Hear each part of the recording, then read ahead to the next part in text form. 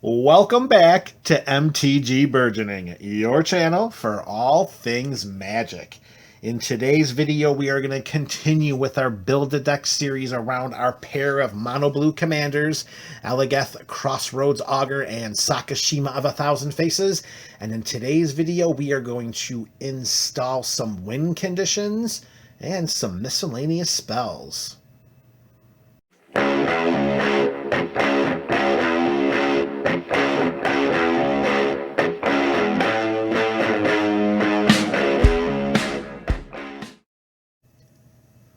What's up, MTG BC? That is the MTG Burgeoning community. Here you are with episode number 3 of our current Build-A-Deck series, and here we are constructing the 98 of the winning pair of commanders from the Tournament of Partners that you, the MTG Burgeoning community, selected. Eligeth, Crossroads Augur, and Sakashima of 1,000 Faces.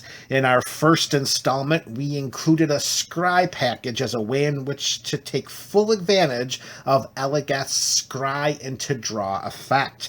In our most recent episode, we included a dozen Sphinxes as a way in which to promote an alternative win condition to so many of the win conditions we're going to talk about in today's episode. Before we get to those and some miscellaneous spells, let's quickly review the cards we've already included in the 98.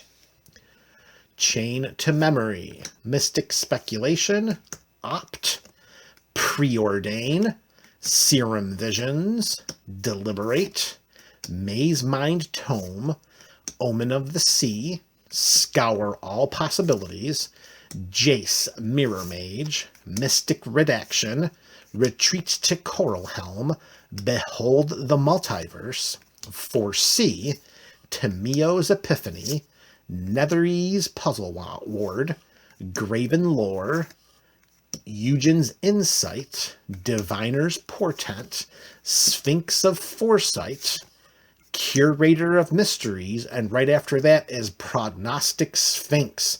Keeping in mind that we spent a good portion of the last video talking about the game-ending interaction between these two Sphinxes in the presence of Eligeth Crossroads Augur. Pretty much we have the ability to draw our entire library. The process of doing that and the cards we have in our hand is a lot of what we're going to talk about in today's episode. Cloud Reader Sphinx, Horizon Scholar, Consecrated Sphinx, Dream Eater, Unish Cryosphinx Sovereign, Atempsis All-Seeing, Scholar of the Lost Trove, Wind Reader Sphinx, and Sphinx of the Second Sun. Those are the cards we've included in the 98. And now it's time to talk about a group of spells that are going to be included as a way in which to strengthen and enhance what we're already doing in this deck, as well as add some more win conditions. First up, we're going to talk about an oldie and just one I don't see enough players playing with. That is Library of Lang, an artifact for 1 mana which says skip the discard phase of our turn. That pretty much says we have no maximum hand size. If a spell or effect forces us to discard it, we may discard to the top of our library rather than to our graveyard. If the discard is random, we may look at the card before choosing where to discard it.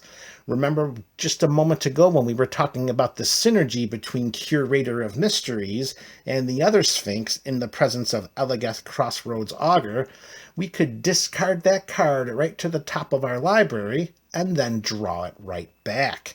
That way we have an infinite loop of discarding and drawing all in the presence of Library of Lang and Eligeth Crossroads Augur. So, with all of these draw effects, let's talk about some of the cards, here's one of them, that we can use as a win condition. Ominous Seas. It is an enchantment for 1 and a blue mana. Whenever we draw a card, we put a foreshadow counter on Ominous Seas. We can remove 8 of these foreshadow counters, and we can create an 8/8 blue Kraken creature token. Please note, it is important to distinguish the fact that it does not say remove 8 foreshadow counters and then sacrifice it. We get to continuously add counters and remove them, unlike a lot of other blue draw effects. So we can get Ominous Seas into play, draw, I don't know, 80 cards, put 80 foreshadow counters, and then take them off and create 10 8/8 blue Kraken creature tokens. That should wipe up the board pretty quickly, particularly if done under the engine of Library of Lang, Eligeth, Crossroads Augur, and the two Sphinxes we talked about earlier in this video. Worst case scenario, if we're not really in the position to do that, we can always pay 2 and cycle Ominous Seas away. All right, next card up, and a card we can look to cast as a win condition if we do have our entire library in our hand. That is Thassa's Oracle. 2 blue mana. This Merfolk Wizard is a 1/3. And when Thassa's Oracle ETBs, we are going to look at the top X cards of our library, where X is our devotion to blue. Of course, devotion means the number of blue mana symbols and permanents we control. We can then put up to we can then put up to 1 of them on top of our library and the rest in the bottom of our library in a random order. If X is greater than or equal to the number of cards in our library, we win the game. So the little synergy here is we have our entire library in our hand, we cast Thassa's Oracle, and even if we don't have any other permanents with blue in their mana costs, Thassa's Oracle will trigger itself for 2. We'll go to scry 2. We'll go to look at the top X cards of our library, which is 2, but that's more than the number of cards in our library, so we will win the game. All right, this spell will help us to get some of the pieces that we may need for some of our game-ending engines, and that's going to be Fabricate, sorcery speed, 2 and a blue, search our library for an artifact, reveal it, and put it into our hand. It could be the Library of Lang, it could be one of the other artifacts we're going to showcase later on in this series. All right, the process of drawing our entire library could bring about a game-ending condition if we get to no cards in the library, and we have Laboratory Maniac on the battlefield and under our control. 2/2 Human Wizard for 2 and a blue. If we were to draw a card from our library when the library has no cards in it, we will win the game instead. So if we have Laboratory Maniac out there and we decide to go for our game-ending draw our library, well, Lab Man is going to bring that victory home to Big Blue. This is one of our miscellaneous spells to help make sure that we're drawing the cards that we want to do so that we can have all of our other effects triggered. And of course, if it's blue, then you know it's going to be Rhystic Study, enchantment, 2 and a blue. Whenever an opponent plays a spell, they get to hear from us. You're going to pay 1 for that. And if they choose not to, we're going to draw a card. All right, another game-ending win condition, very, very similar to Laboratory Maniac, but not on a body of a creature. This one comes in the form of a Planeswalker, Jace, Wielder of Mysteries, 1 and triple blue. Jace comes into play with 4 loyalty counters and reads exactly what Labman does. If we were to draw a card while our library has no cards in it, we win the game instead. We can put a loyalty counter on Jace, and then we can have target player put the top 2 cards of their library into their graveyard, and we can draw a card. If we get to the point where we can -8 Jace, we'll draw 7 cards. Then if our library has no cards in it, we win the game. For the purposes of what we're trying to do in this deck, it seems unlikely that we're going to really activate many, if any, of Jace's activated abilities. It's the static ability. That's the reason why Jace is in the 98 of this deck and acts as Laboratory Maniac 2.0. This is a spell that this is a card that we're going to include as a way in which to enhance more often than not the scry package that we included earlier, because we had a number of sorcery speed scry spells that would turn into draw spells in the presence of Eligeth, Crossroads Augur, and that's going to be Leyline of Anticipation. If this is in our opening hand, we get to put it onto the battlefield before the game starts. We can cast spells as though they had flash. How about an end of turn Preordain? How about an end of turn Serum Visions? We're investing 1 blue mana into a sorcery that we get to cast at instant speed because of Leyline of Anticipation, and we get to draw 3 cards because of Eligeth, Crossroads Augur. All right, another draw spell. This one is going to make sure that our hand continuously has cards flowing into it. That's going to be Teferi's Ageless Insights, legendary enchantment, 2 and 2 blue mana. If we were to draw a card, except for the first one we draw in each of our draw steps, draw 2 cards instead. Imagine the synergy of having Teferi's Ageless Insight on the battlefield and under our control with Eligeth, and any of the previous scry abilities that would turn into draw abilities. Suddenly, we're casting Serum Visions and we're drawing 6 cards. That is ridiculous. The value and the resources that we're going to be able to pull from those synergies in this deck, it's just going to overwhelm our opponents. The process of drawing all of those cards is going to be a lot of ways to win the game, as we've demonstrated so far during this particular installment of the series. Here is another example. That is going to be Psychosis Crawler, an artifact horror for 5 mana. Its power and toughness equal to the number of cards in our hand. And as you know already, I've already stated that there's going to be a lot of ways in which to keep those cards in our hand. So having a huge, massive artifact beater is nice, but that's not the primary reason it's included in the 98 of this deck. That little line after its first wall of text that reads, whenever we draw a card, each opponent loses 1 life. So let's say the stars aligned and we have Eligeth, Crossroads Augur on the battlefield. We have Teferi's Ageless Insight on the battlefield and Psychosis Crawler. How about we cast Serum Visions? We draw 6 cards for 1 blue mana and each opponent loses 6 life.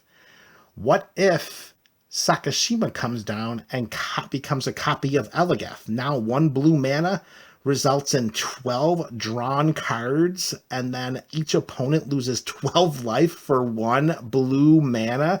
Are we starting to understand the full intricacies of this deck? Intricacies, is that a word? I'm going to go with it. We're going to own that. We're going to roll with intricacies.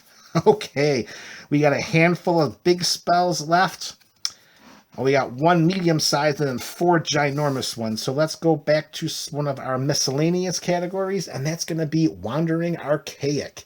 It's a 4/4 avatar for 5 mana. Whenever an opponent casts an instant or sorcery spell, they're going to be asked, are you going to pay 2 for that? And if they don't, we're going to copy that spell, and we may choose new targets for the copy. Rampant Growth? Sure, I'll go fetch an island out of the library. Kodama's Reach? Sure, I'll do that too. We have to include Wandering Archaic just for the purposes of balancing out the field. Because we're in blue, we're not really in the color for mana ramping. So any way in which we can get some additional lands on the battlefield, Wandering Archaic will help us do that. We can also pay 3 and cast it as a sorcery, and if we so choose to do that, I won't be doing this, but it is an option on the card. If we cast Explore the Vastlands, then each player looks at the top 5 cards of their library, reveals a land and or an instant or sorcery card from among them, then puts the cards they revealed this way into their hand and the rest in the bottom of their library in a random order. Each player gains 3 life. This card might as well just be a single-faced card.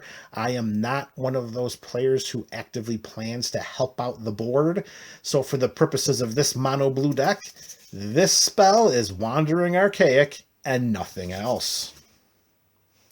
All right, 4 spells left, and that we're taking a massive leap from CMC of 5 to CMC of 10, and we're going OG Jin-Gitaxias Core Augur, 5/4 Praetor with Flash for 8 and 2 blue mana. At the beginning of our draw step, we draw 7 cards. So again, the synergies with Teferi's Ageless Insight, the synergies with Psychosis Crawler, the ability to continue drawing cards and putting pressure on our opponents, building that hand to be bigger and bigger. Jin-Gitaxias helps us to do that at the end of every one of our turns. Unfortunately, and the second ability is not really a very friendly one to the board, but, well, we got to take the bitter with the sweet and the anger with the beat. So each opponent's maximum hand size is reduced by 7. Take caution when choosing to add Jin-Gitaxias to the 98 or 99 of your decks. You got to have a play group that's going to be tolerant of its last ability. All right, next up, and another 10 drop, we are going to play with a copy of Omniscience. It's an enchantment 7 triple blue. We may cast non-land cards from our hand without paying their mana costs.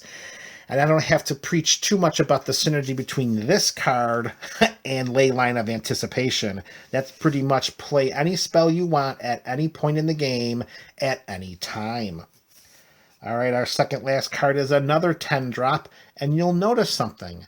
You'll notice that so far throughout this entire mono blue build, we have not yet discussed any counterspells. Now, granted, we haven't really gone through the removal and disruption portion of this deck, but I can tell you right now that there are not going to be any counterspell cards included in the 98 of this deck. That's just not how MTG Burgeoning builds his decks. And a small part of that, is the general disdain my playgroup has for counter magic, which is okay. So I don't have a problem skipping over all of those counter spells. You, at home, member of the MTG BC, if you're trying to mimic this deck, then perhaps you are including... Pardon me. And perhaps you're thinking about including those counter spells, and that is all right. That is up to you. With all of those disclaimers in mind, let me showcase the next card. It is Kozilek the Great Distortion. 12/12 for 8 and 2 colorless mana, and it must be colorless mana. We cannot use the blue mana to cast Kozilek. So you will see later on in this deck building series, we will have some mana rocks that generate some colorless mana, and we will have some non-basic lands that do the same.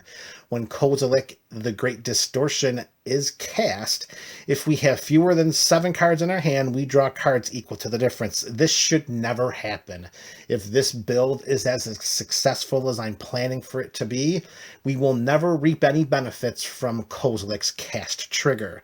Having a 12/12 menace on the battlefield, well, let's be honest, that just acts as an additional win condition, particularly if we slide Kozilek to the left a little bit and we put a little spotlight on a Sakashima of 1,000 Faces over there. Yeah, we didn't forget about you, Sakashima. Even though so much of what we've done so far has been built around Eligeth, you get your spots and your moments in the sun as well. And if Kozilek is on the battlefield and under our control, and Sakashima comes down as a copy of Kozilek, remember, the legend rule doesn't apply to permanents we control. Sending 2 12/12 menacing creatures into combat, well, that just looks like it's going to wrap up the game pretty quickly. Shifting the focus back to Kozilek here in his very last set of abilities, we may discard a card with converted mana cost X, and if we do, we counter target spell with converted mana cost X. Yes, I did not include any cards that are counter spells in this deck, but I did include a card that allows us to have 98 of them in the library. Not 98, 97 of them in the library. Well, actually, technically 99 of them, because if for some reason we have our commanders in our hand and Kozilek is on the battlefield, then they're going to be potential counter spells as well. Having some form of protection to keep Eligeth out of harm's way and to make sure that our game-ending synergies can happen unperturbed, I think it's a lot more how do I want to say this? It's a lot more fair to have one counterspell threat than 20 cards in the 98 of a deck. So if we can get by with getting one card like Kozilek, then I think we can rest on our laurels of knowing that we didn't make a complete blue control shell. All right, we're down to our last card of this subset of cards for our deck, and it is another Sakashima target. Like I said, we didn't forget about our human rogue over there. He's part of this deck too, and he's going to have his fun in the sun. Ulamog the Infinite Gyre, a 10/10 indestructible Eldrazi for 11 mana. When we cast Ulamog, we get to destroy target permanents. It has an Annihilator of 4, and when Ulamog is put into a graveyard from anywhere, its owner shuffles his or her graveyard into their library. There's a few different reasons why we included Ulamog in this deck. The first is to give Sakashima a target that can come down and be a massive threat. I mean, can you imagine having two indestructible 10/10 Eldrazi with Annihilator 4? One opponent, if they get both of those, their day is done. They're sacrificing 8 permanents. They got two 10/10 indestructibles. It's just about over. As an additional side bonus, however, is its shuffle ability. If things are not going as well as we were hoping as we're nearing the end of our library, and we are a threat to draw out, we can get Ulamog into the graveyard even through a discard effect, and then we can make sure that we shuffle that graveyard into our library just so that we don't kill ourselves with the theme of our own deck. All right, MTGBC, that is all. That is, what is that, episode number 3 of our build-around series of Eligeth, Crossroads Augur, and Sakashima of 1,000 Faces. Tune in to the next installment as we complete the 98 of this deck. This is MTG Burgeoning, your channel for all things Magic.